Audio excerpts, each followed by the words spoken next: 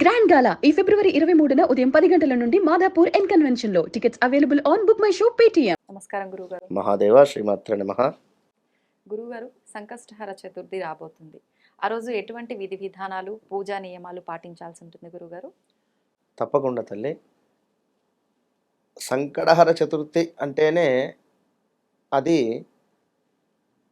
కష్టాల నుండి బయటపడేసేటువంటి దానినే సంకటహర చతుర్థి, సంకష్టహర చతుర్థి. ఓకే. ఇందులోనే మనకు కష్టము తీర్చేటువంటి రూపకంగా కానీ, మన కష్టాన్ని, మన మొరను తను తీసుకొని చక్కటి ఆనందాన్ని మనకి ఇచ్చేటువంటి రిజల్ట్గా కూడా సంకటహర చతుర్థి ఉపయోగపడుతుంది. అయితే ఇది ఏదో ఒక్కసారి 2 సార్లు అనేటువంటిది కాకుండా ఖచ్చితంగా కూడా 21 మాసాలు లేదా 11 మాసాలు ఖచ్చితంగా కూడా ఉండాలి. ఓకే. విన్నారా? ఏదో ఒక నెలలో సంకటహర చతుర్థి వచ్చింది, నేను నియమం పాటించానంటే కుదరదు. ఎందుకంటే ఏ పనైనా అమ్మ ఒకసారి చేస్తే కర్మ అనేది పోదు. ఈరోజు ఉదయం భోజనం చేసినటువంటిదైనా లేదా టిఫిన్ చేసిందైనా కూడా సాయంకాలం వరకు అరిగిపోతుంది. ఏదో ఒక్కసారి చేసి మనం 100 తప్పులు, అంటే మీరు ఏదో తప్పులు చేస్తారని కాదు అక్కడ. మీరు ఇన్నేళ్ల నుండి మీ నెగిటివిటీ ఆలోచన కానీ, ఇన్నేళ్ల నుండి మీరు ఏదైనా ఉండేటువంటి మైనస్ వాతావరణం కానీ ఒక్కసారితో పోదు. కనుక ఒక 11 టైమ్స్ అన్న మినిమం చేసుకుంటే మంచి ఫలితం ఉంటుంది. మరి ఇక్కడ సంకటహర చతుర్థి అనేటువంటి విషయంలో ఎక్కడైనా కూడా దేవాలయంలో ఖచ్చితంగా కూడా అభిషేకాలు అనేటువంటివి జరుగుతూ ఉంటవి. ఏ గణపతి దేవాలయం ఉన్నా కూడా ప్రదోష కాలంలో అభిషేకం జరుగుతుంది. ఆ అభిషేకానికి ఖచ్చితంగా కూడా పాలను డొనేట్గా ఇవ్వండి.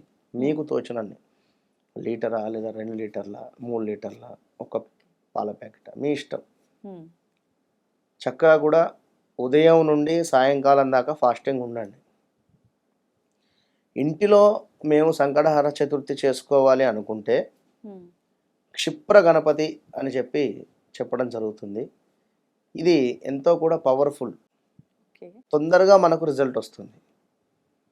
ఎట్లా అనుకుంటే ఇంట్లోనే మన పూజా మందిరం వద్ద ఒక పీటను ఏర్పాటు చేసుకోవాలి. సంకటహర చతుర్థి రోజు ఉదయం రోజు ఒక పీటను ఏర్పాటు చేసుకొని చక్కగా కూడా ఎరుపు రంగు వస్త్రాన్ని పరుచుకొని, ఎరుపు రంగు వస్త్రం మీదుగా బియ్యాన్ని పోసుకొని చక్కగా ఆ యొక్క బియ్యం మీదుగా చక్కగా కూడా స్వస్తికి వేసుకొని ఒక కలశ స్థాపన, చక్కగా కూడా కలశంలో నిండుగా బియ్యాన్ని పోసుకొని ఒక కంకణ దారం కట్టుకొని దానిపైన కుదిరితే స్వామివారి విగ్రహము వెండితో చేసింది ఉన్నా మంచిదే, లేదు అనుకుంటే ఒక పూర్ణ కలశం పెట్టేసి చక్కగా కూడా దూర్వ అంటే గరక, ఒక 21 గరక పూసలను సేకరించుకోవాలి.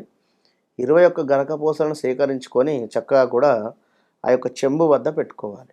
పెట్టుకొని చక్కగా ముందు దీపారాధన, అటు పిమ్మట స్వామివారికి సంబంధించినటువంటి ధ్యానం, మీకు తోచింది ఓం గం గణేశాయ నమః లేదా గణేశాయ నమః ధ్యాయామి అంటే వచ్చేస్తారు స్వామివారు, మంచి మనసుతో చేసుకున్నట్టయితే.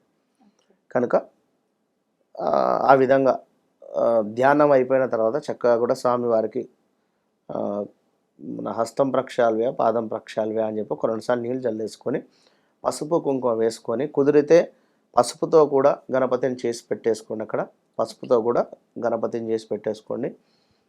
ఇక అటు పిమ్మట పసుపు కుంకుమ గంధంతో అలంకరింపజేసుకున్న తర్వాత మంచి వస్త్రము, పత్తితో వస్త్రం చేస్తారు. ఆ యొక్క వస్త్రాన్ని స్వామి వారికి సమర్పించండి.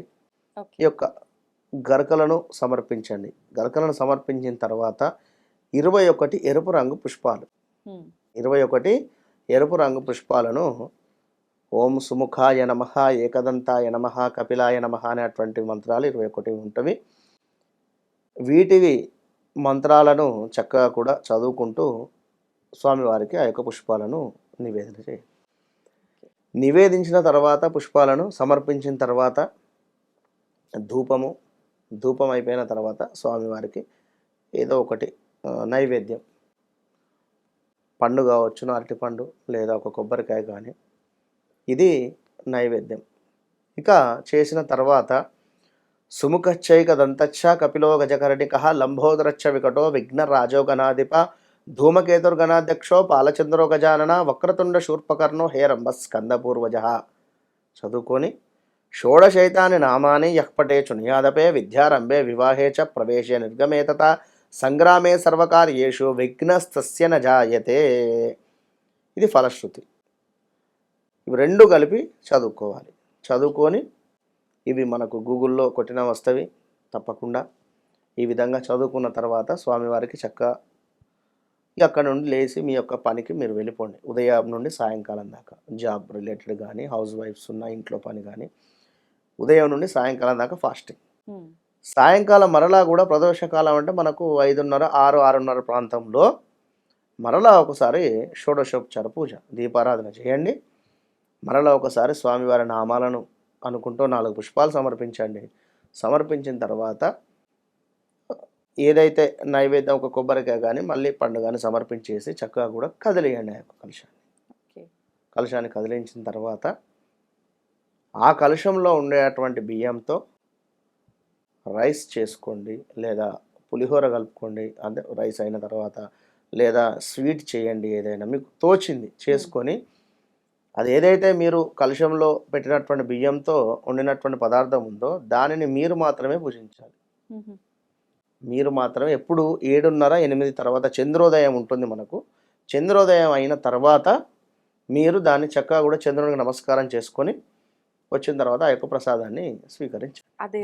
అదే రోజు ఖచ్చితంగా ఆ రోజు రాత్రి అన్నం ఖచ్చితంగా కూడా తినేసేయండి. ఉదయం నుండి రాత్రి దాకా కూడా ఫాస్టింగ్ ఉండండి. నైట్ చంద్రునికి నమస్కారం చేసుకొని మీ యొక్క ఫాస్టింగ్ విడిచిపెట్టండి. 11 నెలలు. ఇదొక పద్ధతి.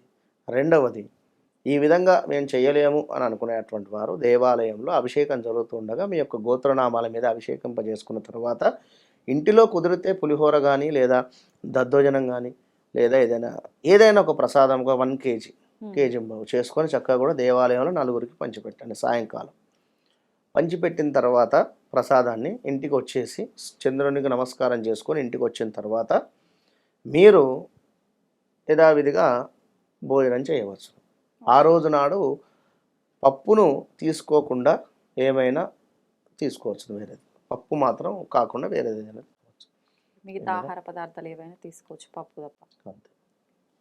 ధన్యవాదాలు గురువు. మహాదేవ శ్రీమాత్రే నమః.